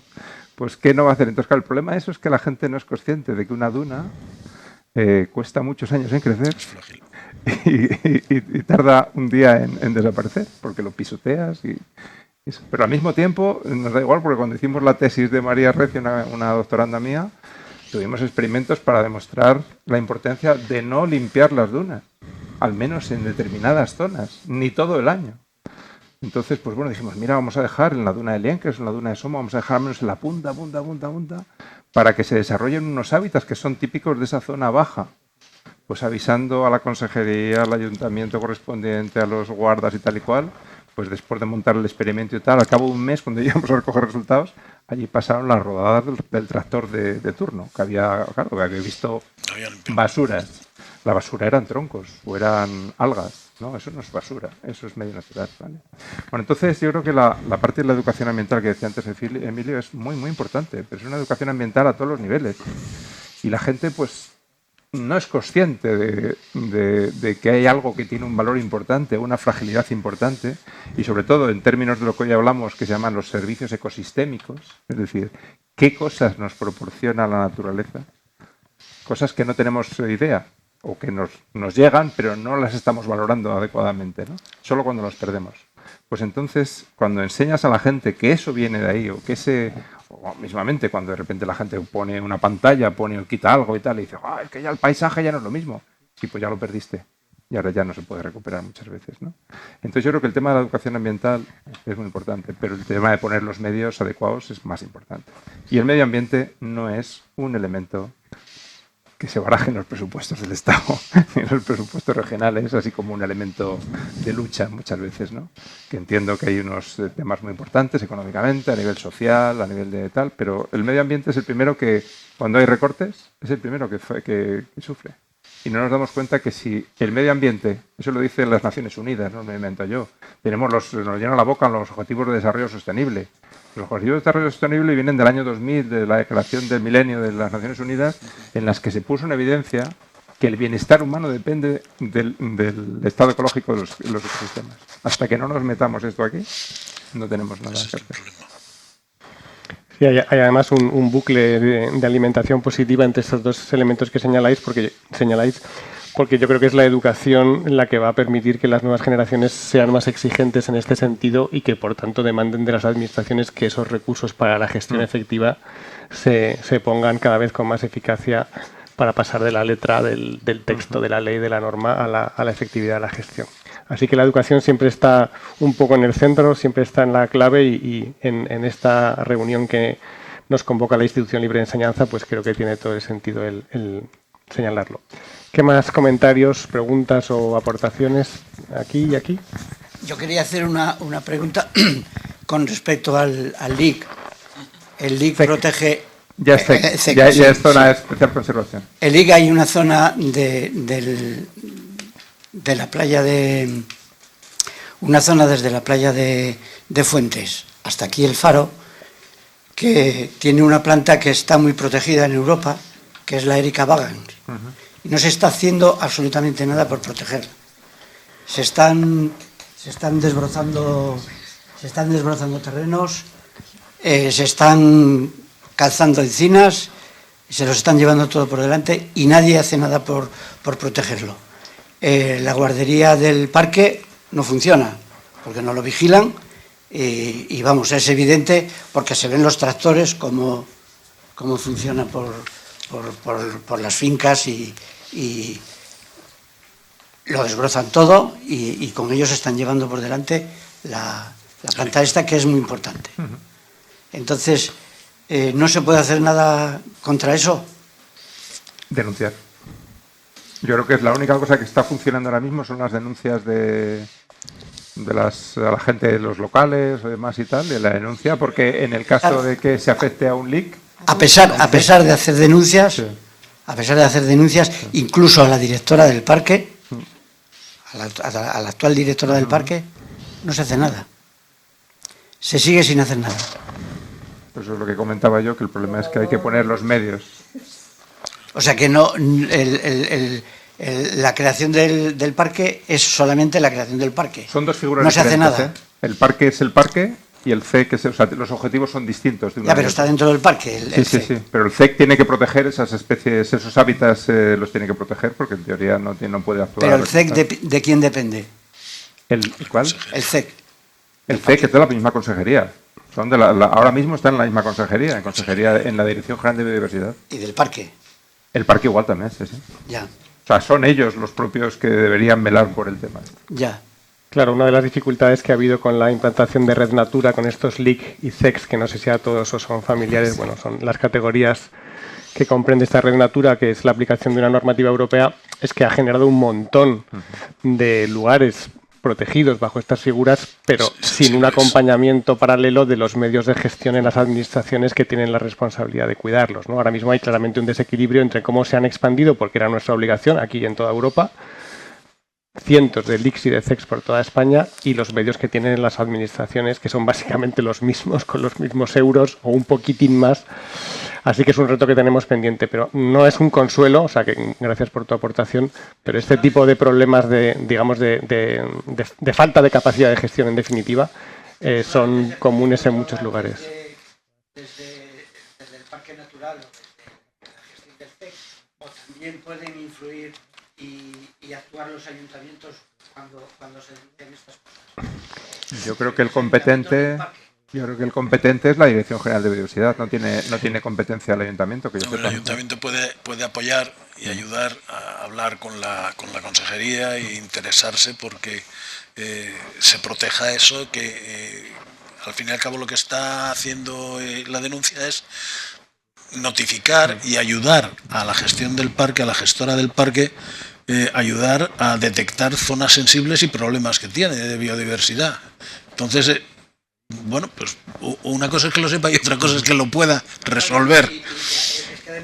A lo mejor está tratando de buscar soluciones y no encuentra posibilidades, ¿no? No lo sé. En el CEC está prohibido el desplazar e incluso limpiar fincas que estén dentro del CEC, que sean de explotaciones ganaderas, tienen que pedir permiso. Permiso tiene que pedir. Claro, no piden permiso. Sí, la competente, como decía José, para todo lo que se refiere a la gestión de Red Natura es cada una de las comunidades autónomas y en la consejería, en Dirección General del Ramo en cada comunidad, bajo el rótulo que tenga, es la competente. Gracias por tu aportación. Tenemos 2 palabras pedidas, me parece. Vamos, yo creo que aquí y luego allí, sí. Hola, vamos a ver, en esta época es para hablar un poco de la situación y el futuro de la educación ambiental en una época, creo que tristemente, de negacionismo y en el que se confunde ciencia con ideología, ¿no? Entonces, un poco que me comentéis en esta situación político-social en la que vivimos actualmente, cuál puede ser el futuro para que prospere, cuaje y eduque realmente a la educación ambiental. Desde luego no vivimos tiempos cómodos y buenos para la educación ambiental. Lo digo porque, bueno, pues después de las estrategias de educación ambiental que se fueron haciendo por todas las comunidades autónomas, aquí en Cantabria desde el año 2002 hicimos la estrategia de educación ambiental de Cantabria con todos los sectores implicados y con unos objetivos muy ambiciosos que luego pues no han podido irse alcanzando en casi ningún caso. Sí es verdad que se están haciendo cosas, que se están consiguiendo cosas y que se está cambiando, pero el problema es que para que la educación ambiental fuera verdaderamente eficaz tendríamos que ser pues de otra manera. Tendríamos que ser gente capaz de trabajar en coordinación, porque la educación ambiental al final lo que trata es de que la población sea partícipe de la gestión, o sea que se involucre en llegar a tener un conocimiento de cuáles son los problemas ambientales y en buscar soluciones o ayudar o exigir a los que tienen que buscar las soluciones, como decíamos antes, no solo detectarlo y conocerlo, sino ponerlo en conocimiento y a la vez pues intentar empujar para que se tomen soluciones.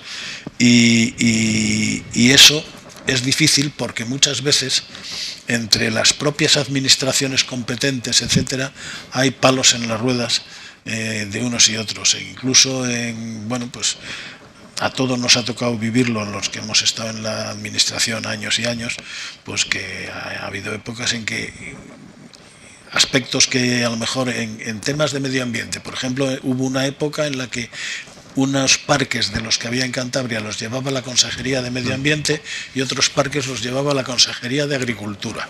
Y otros a medias. Y otros a medias. eso es ilógico, y además los criterios eran profundamente distintos a veces en unos y otros organismos. Entonces, a lo mejor en el servicio de medio ambiente, bueno, que al final éramos personas todas, pues Santi, yo y 3 más, pensábamos una cosa que sería interesante y tal, nos involucrábamos, nos lanzábamos, y las pegas nos venían a veces desde la otra consejería, que también estaba relacionada con eso y tal, y que pues o no apreciaban que estuviéramos haciendo eso sin contar con ellos, o no. La cuestión es que unas veces por una cosa y otras por otra, en España tenemos muy poca costumbre de trabajar coordinadamente y transversalmente, de poder colaborar. Aquí no, aquí hay un pique entre las personas, entre las instituciones, entre las administraciones, porque esto es competencia mía y que no me lo toque nadie, y cuando lo que se quiere hacer precisamente con la educación ambiental es decir, no es competencia, será competencia tuya arreglarlo, pero es competencia de todos. El medio ambiente es de todos. Puedes tener tú más o menos responsabilidad en realizar algunas actuaciones para conservar tal cosa, pero seguro que además de tu responsabilidad habrá la responsabilidad de otra consejería y de otra para otros problemas que puede tener el espacio protegido. Entonces eso es de todos, y de la población en general es también la posibilidad de plantear actuaciones y de conocer cuál es el desarrollo y la situación ambiental de cada uno de los aspectos que tiene su parque o su... Pero es muy difícil y yo no lo veo, no lo veo. Actuando se aprende a actuar, o sea, que es tratar de hacerlo y invitar, ser paciente, mostrar ejemplos, y el ejemplo es lo que más cunde en estos casos. Cuando se hace una cosa, bueno, pues si está más o menos bien hecha, al final pues se acaba la gente diciendo, bueno, pues sí, pues está bien, pues lo acaban aceptando y claro, ese es el problema,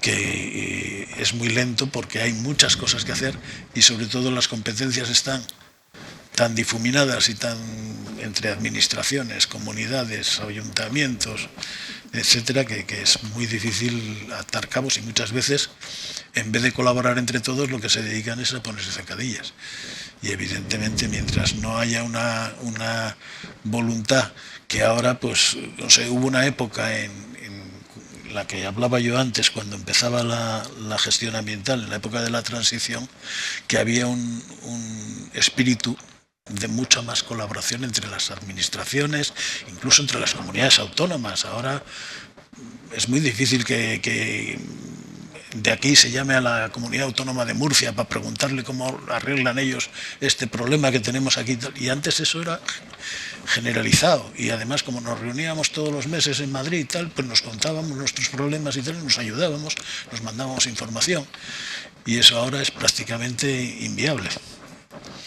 De todos modos, me parece que un poco en línea con lo que es la filosofía del ILE, vamos a pensar ahí, yo creo que para mí es un reto, es un reto no solamente de educación, sino de comunicación y de debate, porque en el fondo lo que entras es en una dialéctica en la cual te enfrentas a un argumento totalmente opuesto al que tú defiendes, ¿no? Y entonces ahí tienes dos opciones, o bien entrar a muerte o bien decir, mira, ¿para qué vamos a seguir si cada uno tenemos nuestros convencimientos y no vamos a modificarlos, ¿no? Pero yo creo que existe un reto en el hecho de tratar de persuadir de una forma educada y mediante el debate eso con información. Entonces yo creo que eso son cosas que no educamos a nuestros chicos, ¿no? Cuando trabajamos con gente de Latinoamérica, por ejemplo, gente de Estados Unidos, son gente que en las escuelas les enseñan a debatir desde el minuto uno y a poner en duda, de forma dialogada todo, ¿no? Entonces yo creo que un reto para la institución libre de enseñanza, que yo creo que está en sus genes, ¿no? Es decir, la capacidad autocrítica. Es que ahora no somos críticos, a la gente no es crítica ni con el medio ambiente ni con la salud, ni con nada. O sea, te crees a pies juntillas cualquier cosa que leas en cualquier sitio. Y ya no te digo con el ChatGPT, hoy decían que se había suicidado un chaval o algo así, no sé qué había pasado con el tema este, ¿no? A mí la IA esta me da pavor en el sentido ese, ¿no? Es decir, con una capacidad de autocrítica nula, estamos en manos del maligno. Entonces yo creo que el mensaje de Lile y lo que es volver a tener una capacidad autocrítica con todo lo que leemos. O sea, no digo poner en duda todo, sino únicamente tratar de decir, oye, a ver, ¿qué es lo que dice y tal? Tratar de tener buenas fuentes de información. Yo creo que eso es básico. Y en educación ambiental puede hacer un papel importante. Pues justo aquí es lo que estamos haciendo, ¿no? Dialogar y someter a contraste nuestros pareceres. Creo que había una palabra pedida por ese lado y no sé, Iciar, ¿de tiempo vamos bien o deberíamos ir concluyendo? Bueno, pues por lo menos para una intervención más tenemos tiempo. Yo voy a ser breve. Cuando quieras, gracias. Mira, me presento. Yo soy Jesús Vélez, pertenezco a una plataforma que se ha constituido poco antes del verano, que ya solo con el nombre lo vais a entender, se llama Salvar Ollambre. ¿Vale? Entonces, bueno, en primer lugar sí que me ha gustado mucho la presentación, sí que ha sido más histórica y más de presente que de futuro, salvo esta parte del Living Lab, que la verdad que tiene muy buena pinta. La tesis la hemos estado mirando, de cómo han ido cambiando las rías y el tema es muy interesante. Y yo quería puntualizar un par de cosas, ¿no? El hecho de montar esta plataforma, que por cierto, mañana la presentamos ahí mismo en la Duna, a las 10 de la mañana, por si alguien quiere ir, en la misma Duna de Ollambre, que es un poco el centro de todo esto, ¿vale? Veréis ahí los objetivos que tenemos. La plataforma está de momento abierta a todo el que participe y desde luego la experiencia que hay en esta mesa nos vendría fenomenal, porque es que la sensación que tenemos es que ahora mismo tenemos que luchar no ya contra la administración, ¿vale?, sino contra un ecosistema que mira para otro lado. O sea, la sensación general es: esto está así de toda la vida, esto es muy difícil, esto no se puede cambiar, y resulta que la gestión ahora mismo del parque no vamos a personalizar, a nivel de todas las administraciones es un desastre. O sea, un ejemplo muy claro desde hace un mes es que Costas ha permitido montar una escalera que baja directamente a la playa en un dominio público que nunca jamás se debería permitir. Entonces tú preguntas a Costas y te dice, no, bueno, es que lo van a desmontar. Perdone, es una escalera metálica que no se puede permitir, que en cuanto... Yo no conozco mucho cómo va el tema costero, ¿no? Pero todos los que conocemos la playa, en el momento que haya unas mareas fuertes, las de septiembre o de primavera, se la va a llevar por delante. Pues ahí está. Entonces, por otra parte tenemos todo lo que comentábamos antes del turismo, toda la aglomeración, que yo estoy de acuerdo, que hay que educar a toda la gente joven, pero es que hoy mismo, para este fin de semana, uno se da una vuelta por la zona alrededor y ve autocaravanas en cualquier sitio. Esto es así. Entonces, ¿qué hacemos? Denunciamos. Muy bien, denunciamos, pero no se toman medidas. Cuando hay una reglamentación y hay una normativa que cumplir, que ya está, pero no se toman medidas. Entonces, orientando un poco a lo que es el ILE, ¿no? A lo mejor la educación también tiene que ir a esa administración, que parece que está mirando para otro lado. Porque es que la sensación es lo que hablaba José al principio de la playa del Punta, no, si no pasa nada. Hombre, sí que pasa, sí que pasa. O sea, tenemos una duna ahí que efectivamente se ha ido recuperando poquito a poquito, que tú hablas con la gente, con los guardas forestales de aquí, y has visto justo en la punta que está creciendo otra vez la vegetación, que tal, que están locos recontentos, y llega el verano y eso desaparece. Y desaparece porque nadie toma medidas, ¿no? Entonces, un poco no es una pregunta así, pero ¿qué se podría hacer de aquí en adelante para que de verdad se gestione bien ese parque? No solamente las rías, que ya se está trabajando y se está mejorando mucho. Yo vivo en Cabezón, a veces vengo con la bicicleta, llegas a Río Turbio y aquello es una maravilla. Pero es que a medida que vas viendo y te vas acercando a la playa y empiezas a ver toda aquella saturación, es un desastre. Entonces, algo tenemos que hacer. Yo creo que denunciar, no solo denunciar a la persona, a la directora o al director del parque o a la consejería, que también, eso ya en primer lugar, pero también el acceder a la difusión pública, periódicos o radios, de hacer que eso se convierta en una mosca cojonera, como decían, y que el político de turno tenga interés en arreglarlo porque le empiece a molestar el que esté en nombre de todos, que no se accede a arreglar un problema. Evidentemente son muchos los problemas que hay y en muchos espacios, y si todos salieran a la vez, pues no habría posibilidad de atender a todos a la vez, pero como dicen, el que no llora no mama. Entonces, si te das a conocer, si denuncias eso, se lo dices al director y se lo dices al consejero y lo sacas en el periódico, una carta al director o un no sé qué, pues bueno, acaba pudiendo llegar el momento en que dice, bueno, hay que arreglar esto, porque estamos todos los días saliendo y muchas veces el político tiene pocos recursos también para dedicar a atender muchas cosas. ¿Y qué es lo que hace? Pues tratar de tapar los agujeros que más le perjudican, ¿no? Entonces, las cosas son así. Hombre, lo ideal sería que hubiera un presupuesto y un plan de gestión que estudiara los problemas y todos los años se saliera, pues estos son los problemas, esto es el presupuesto, estas son las actuaciones previstas y ¿qué más? ¿Qué persona sería más feliz que la directora de poder tener un personal y un presupuesto para poder hacer un plan de gestión del parque como le gustaría a ella? Pero muchas veces pues también se le ayuda incidiendo en que con la prensa o con medios de difusión y tal ocurre algo que hay que atender, y eso le da a ella también peso para cuando llega a pedir más dinero, más personal, más tal, porque es muy duro el tratar. Yo como me ha tocado hacerlo con presupuesto cero muchas veces y cosas de estas, pues es muy duro ver las cosas que están mal y que son responsabilidad tuya que se arreglen, y que no puedes porque no tienes gente, porque no tienes medios, porque te mandan a otro lado, porque no puedes, y tiene toda la razón del mundo, pero... Desde San Vicente agradecemos mucho que la gente de fuera se preocupe por San Vicente y denuncie las cosas que pasan mal aquí. Este señor dice que va en bicicleta por el Parque de Ollambre. Yo el otro día he pasado en bicicleta por Cabezón y el río que va desde la Textil hasta el Saja estaba absolutamente azul. ¿Aquello lo denunciáis también o aquello porque os da de comer os vale?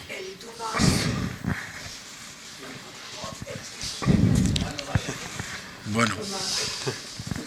A ver, Julián, de verdad que esto no es un tema de entre ayuntamientos, políticos ni colores. No, de verdad.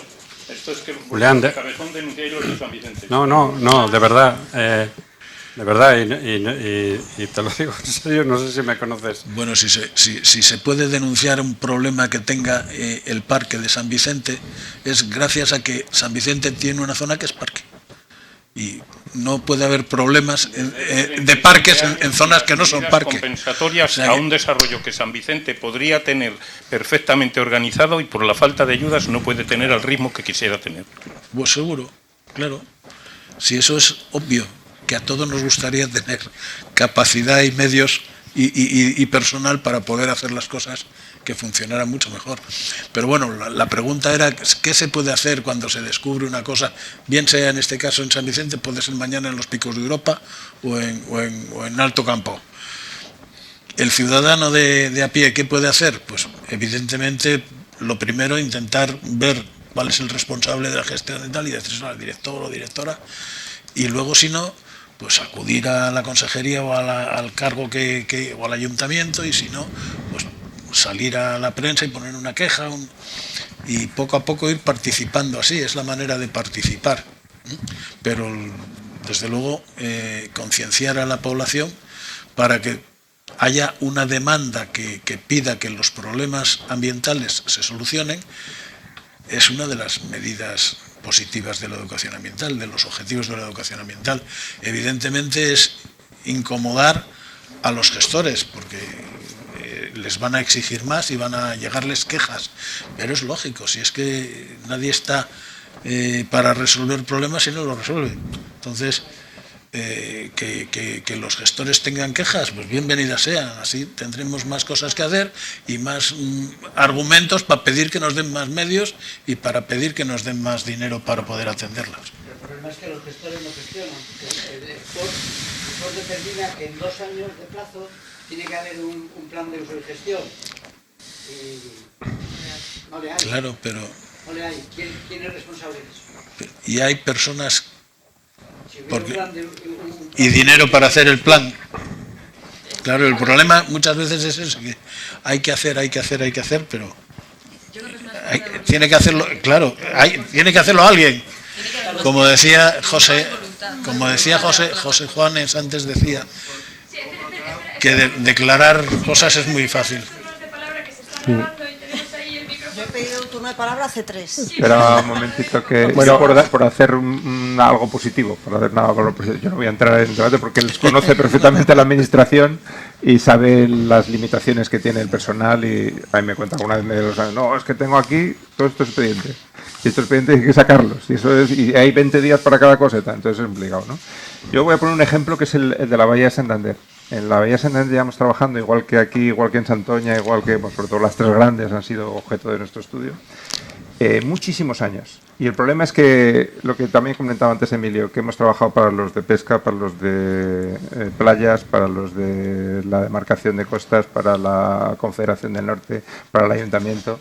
Y a veces, pues claro, dice, pero si estáis haciendo lo mismo, ¿por qué no os ponéis de acuerdo, no? Y en un momento dado, pues gracias a un posible problema, una propuesta. El Ayuntamiento de Somo quiere certificar la ola de Somo. Con una ISO, o sea, certificar a nivel internacional, ¿no? Y entonces se monta una reunión en la cual invitan al instituto, y el instituto está representado por el director, que es experto en dinámica de arenas y tal. Dice, ¿cómo quieres certificar una ola cuando la ola depende de la pendiente, de la arena que hay, o sea, de unas dinámicas que tú no puedes controlarla? Eso no te va a dejar hacer eso. Y en ese momento dice, además, la dinámica normal del puntal es que en 15-20 años se rompa. Pues eso se generó un lío importantísimo, porque el del puerto dijo, ¿cómo que se puede romper el puntal? Y dice, pues sí, igual que se ha roto el Liancres ya 2 veces, o sea que es una dinámica natural. Aquí el geólogo lo puede opinar, ¿no? Mejor que yo. Y entonces claro, dice el del puerto, imposible, no se puede romper, porque si se rompe yo estoy negociando, yo qué sé, las tarifas de la Mercedes o de la Toyota, y estoy ganando el concurso a Bilbao por céntimos, a lo mejor, ¿no?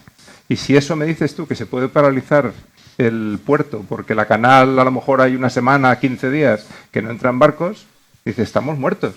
Y entonces se montó una cosa que se llamó el plan, la mesa de la bahía, en la cual están todas las administraciones. Bueno, costó echarla a andar, porque todo el mundo, el documento de que somos amigos y queremos trabajar es muy fácil, ¿no? Pero bueno, hemos ido trabajando, desde el instituto hemos ido poniéndoles con casos de estudio y tal. Ahora mismo hay un proyecto Interreg, que el caso de la bahía se estudia ya como un caso de éxito. ¿Por qué? Porque ha habido un trabajo de analicemos entre todos cuáles son los problemas que consideramos más importantes. Prioricemos. Valoremos cuáles son las... En todo esto llega el cambio climático y claro, hay inundaciones, tal, etcétera, ¿no? Entonces nos ha apoyado eso, ¿no? Dice, valoremos qué es lo más importante, lo más prioritario para abordar. Y entonces se están poniendo de acuerdo en determinadas actuaciones y se están cofinanciando con fondos, porque hay muchas veces que hay fondos europeos y fondos de tal que no estamos aprovechando de forma eficaz, ¿no? Entonces yo creo que, bueno, pues es una idea. Hay otros sitios en Francia y tal que están los contratos de estuario, como llaman también, el del Matarrañas, que está por ahí por el Mediterráneo y tal. O sea, que tenemos instrumentos en los cuales lo que hace falta es voluntad, como dicen por aquí, hace falta voluntad y buscar un poco y también tratar un poco de ser críticos y ser un poco dialogantes en ese ámbito, ¿no? Pero yo creo que al menos para aportar un dato positivo que puede llegar a ser, ¿no? Bueno, estamos un poco fuera del tiempo que nos habíamos dado y entonces le vamos a dar, si os parece bien, a Charo la última palabra.